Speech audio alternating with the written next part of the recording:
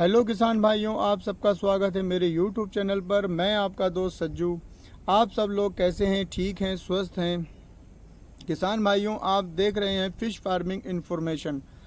किसान भाइयों, हम बात करते हैं हमारी जो आजकल की वीडियो हैं, हमें ये तो बता दिया जाता है कि किस तरीके से हमें मछली पालन करना चाहिए, कितनी मछली डालनी चाहिए, कौन सी मछली पालन का करना चाहिए, कौन सी मछली पालन से हमें कितना फ़ायदा होगा।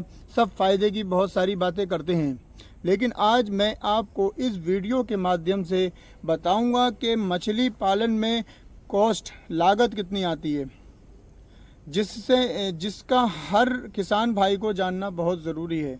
कहीं ऐसा ना हो कि मछली पालन एक छोटा सा कार्य समझ के इंसान कोई भी मछली पालन वाला इंसान जो है इसे शुरू कर दे और बाद में उसमें एक फंस के रह जाए और फिर बाद में वो उस मछली पालन को आगे कर ना सके। इसलिए हमें पता होना चाहिए कि मछली पालन में लागत कितनी आती है। तो किसान भाइयों, शुरू करने से पहले आपसे कहना चाहूँगा कि आप मेरी वीडियो में नए हैं तो प्लीज़ मेरे चैनल को सब्सक्राइब करें और मेरी वीडियो पसंद आए तो लाइक करें और शेयर करें। कमेंट्स बॉक्स में आप मुझे बताएं कि आपको मेरी वीडियो, मेरी जानकारी दी गई, आपको कैसी लगी। और अलग से आपको कोई भी किसी भी प्रकार की मछली पालन में अगर आपको जानकारी चाहिए तो आप मुझे कमेंट्स कर सकते हैं। मैं आपको उसी उसी तरीके की एक वीडियो आपके लिए अपडेट कर दूंगा। तो किसान भाइयों, बने रहें मेरी वीडियो के एंड तक। आज हम शुरू करते हैं कि मछली पालन में हमें कॉस्ट कितनी आनी है। अगर आप एक किसान हैं, आप एक बड़े फार्मर हैं, तो आप कम से कम 1 या 2 एकड़ का फ़िश फार्मिंग कर सकते हैं। उसमें आपको किसी भी प्रकार की लीज़ नहीं देना होती है, आपको बोरवेल नहीं कराना होता है, आपको लेबर भी रखने की लगभग ज़रूरत नहीं होती है। लेकिन आप चाहें तो आप उस पर एक लेबर रख सकते हैं 2 एकड़ के तालाब के लिए। उसमें आपका खर्च कम आ जाता है। लेकिन अगर आप एक बिजनेसमैन हैं, बिजनेस के तौर पर एक मछली पालन करना चाहते हैं, तो आपको लेबर भी रखना होती है, लीज़ पर ज़मीन लेना होती है और अदरवाइज़ कई सारे ऐसे खर्चे होते हैं जो इस वीडियो के माध्यम से मैं आपको बताऊंगा। अगर हम सबसे पहले कम से कम, अगर आप बिजनेसमैन हैं या बिज़नेस करना चाह रहे हैं, मछली पालन को बिज़नेस तौर पर करना चाह रहे हैं, तो आप कम से कम 5 एकड़ के ज़मीन लीज़ पर लेकर उसमें फ़िश फार्मिंग शुरू करें, क्योंकि हमारा जो खर्च है वो मिनिमाइज़ हो जाते हैं। और कम से कम 5 साल के कॉन्ट्रैक्ट पे आपको ये कार्य करना है। जब हम लीज़ पर ज़मीन ले लेते हैं, अपनी जो ज़मीन है वो डिसाइड कर लेते हैं कि हमें कहाँ बनानी है, उसका रोड भी देख लेते हैं, लाइट की व्यवस्था भी देख लेते हैं। ये सब काम हमारा देखना बहुत ज़रूरी होता है। तो किसान भाइयों, इसके बाद क्या होता है, जब हम 5 एकड़ पौंड 5 एकड़ पौंड को बनाते हैं, बनाने का जो खर्च है वो पर एकड़ के हिसाब से 70 से 75 हज़ार तक ट्रैक्टर से बनाने का खर्च लगभग आ जाता है। आप जेसीबी से भी बनवा सकते हैं, लेकिन आप कोशिश करें कि मैंने पिछली वीडियो में आपको बताया था कि ट्रैक्टर के बंधे जेसीबी के बंधों से ज़्यादा मजबूत और अच्छे होते हैं, वो ज़्यादा दिन तक चल जाते हैं। तो मैंने आपको बताया कि 70 से 75 हज़ार रुपये तक 1 एकड़ का खर्च आ जाता है। इसके बाद हमें एक बोरवेल की ज़रूरत होती है, क्योंकि मछली जो है पानी के बिना नहीं पाली जा सकती। अगर आपने किसी की ऐसी ज़मीन ली है कि आपको, अगर वहाँ के जो मालिक हैं उसका वो बोरवेल से अगर आपको पानी उपलब्ध करा सकता है तो वो आपके पैसे बच सकते हैं, लेकिन आपको उसको बिल देना होगा। और मछली पालन जो हमारे यूपी में है वो कमर्शियल में आता है। जो इसका बिजली का जो खर्च आएगा वो कमर्शियल आएगा, कमर्शियल कनेक्शन लेना होता है, जो हमें जो बिजली घर से, बिजली डिपार्टमेंट से मिलता है, और उसमें हमें जो खर्च है वो कमर्शियल होता है। इसलिए आपको अपना ही एक कनेक्शन लेना होगा।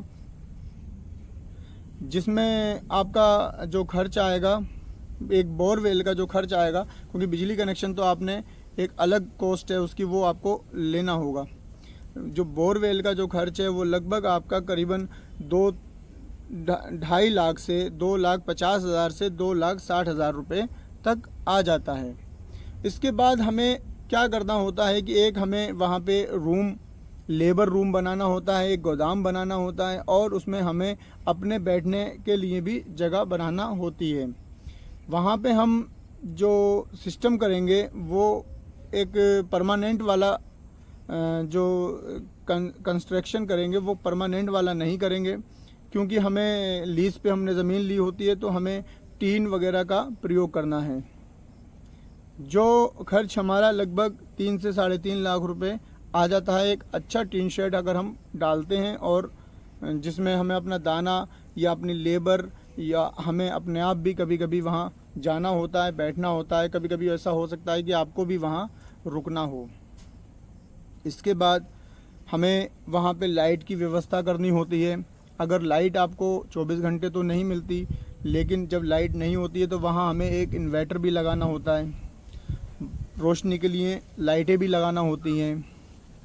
जनरेटर भी वहाँ पे एक ज़रूरी है, इमरजेंसी के लिए एक जनरेटर भी होना हमारे लिए ज़रूरी होता है। और जब मछली को पकड़ते हैं या तालाब सुखाते हैं तो उसके लिए एक मोटर हमें 7.5 HP या 10 HP की एक मोटर भी लेना होती है।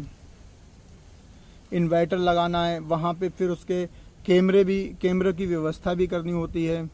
तो इन सब का तकरीबन 1 से 1.5 लाख रुपए का खर्च आ जाता है, मोटर का, कैमरों का, इन्वर्टर का और लाइट जो रोशनी के लिए हम करते हैं। तो इसके बाद जो है कि हम जब अगर अपने तालाब की चारों तरफ से बाउंड्री, तार की वायर वाली बाउंड्री कराना चाहेंगे तो करीबन हमारा 20,000 के आसपास पर एकड़ का खर्चा आ जाता है, जो कि हमारे तालाब की सेफ्टी के लिए बहुत ज़रूरी होता है। मैंने आपको पिछली वीडियो में भी इस बारे में बताया था। तो किसान भाइयों, हमें इन चीज़ों को अगर हम देखें तो ये जो हमारे खर्च हैं वो हमारे एक फ़िक्स खर्च हैं, ये हर साल हमें नहीं करने होते हैं।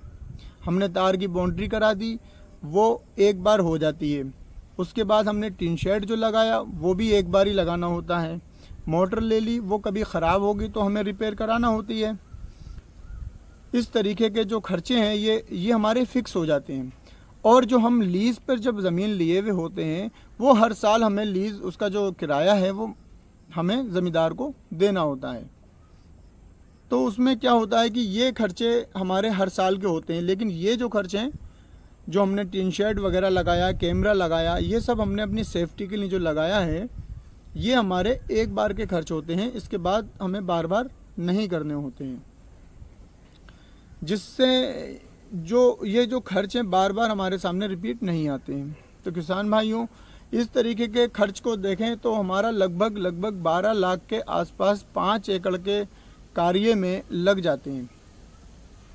और जब हम इसमें अपना सीड डालते हैं, अगर हम छोटा सीड डालते हैं, मान लो फिंगर साइज़ डालते हैं, या हम 80 से 100 ग्राम वाला सीड डालते हैं IMC, अगर IMC की बात करें तो हम इस तरीके का जो सीड डालते हैं तो हमारा लगभग जो खर्च आता है 10 से 12 रुपये स्टैंडर्ड सीड, जो हमारा 80 से 100 ग्राम वाला सीड होता है।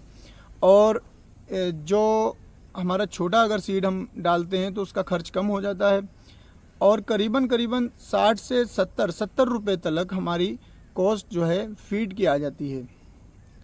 और लेबर का खर्च आ जाता है इसमें। इसके बाद ऐसे ही प्लस करते करते हमारा जो है सारा खर्च 90 रुपये के आसपास पहुंच जाता है।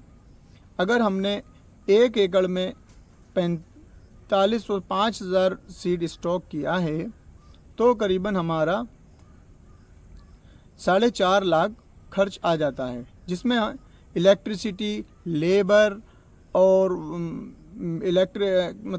जो भी हमारा फीड का खर्च और हमारा सीड का खर्च, इस तरीके के सारे खर्चे उसमें ऐड हो जाते हैं। और जो मेडिसिन खर्च करते हैं वो भी इसमें ऐड हो जाती है। तो 90 रुपये करीबन हमारा खर्च आ जाता है। और मार्केट में जो हमारी फ़िशेस हैं वो लगभग 130 से 40 रुपये के बीच में आसानियत से हमारे तालाब से सेल हो जाती है। तो किसान भाइयों, जो भी हमारे किसान भाई फ़िश फार्मिंग में बिजनेस तौर पर करना चाहते हैं, 5 एकड़ के से स्टार्ट करें और उनको कम से कम लागत लगाने के लिए इसमें जो वर्किंग कैपिटल आनी है, इसकी जो इस तरीके की जो हमें शुरुआत में जो खर्चा आएगा, कह सकते हैं जो शुरुआत में खर्चा आएगा, वो लगभग आप मान के चलें 32 से 33 लाख रुपए 5 एकड़ के लिए होने चाहिए। क्योंकि हमें जो पर एकड़ में अपना फ़िश पालना स्टार्ट करना है वो लगभग हमारा 4 लाख के अगर हिसाब से या 4.5 लाख के हिसाब से भी लगाएंगे तो 20 से 22 लाख 22.5 लाख रुपए होता है। और 12 लाख करीबन 11 से 12 लाख रुपए का खर्च हमारा जो शुरुआत में कार्यों में लग जाता है, जो हमें तालाब बनाने के लिए होता है, बाउंड्री कराना होती है, इस तरीके के खर्चों में लग जाता है। तो किसान भाइयों, दी गई जानकारी आपको कैसी लगी? क्योंकि सब लोग आपको हर तरीके की बात बताते हैं लेकिन खर्च के बारे में कोई नहीं बताता है।